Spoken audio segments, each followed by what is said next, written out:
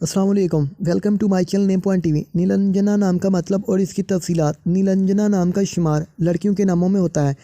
नीलांजना नाम की इब्तदाई तारीख हिंदी ज़बान से निकलती है। नीलांजना नाम के अफराद के लिए लकी नंबर 4 माना जाता है। नीलांजना नाम का मतलब नीले आँखों वाली है।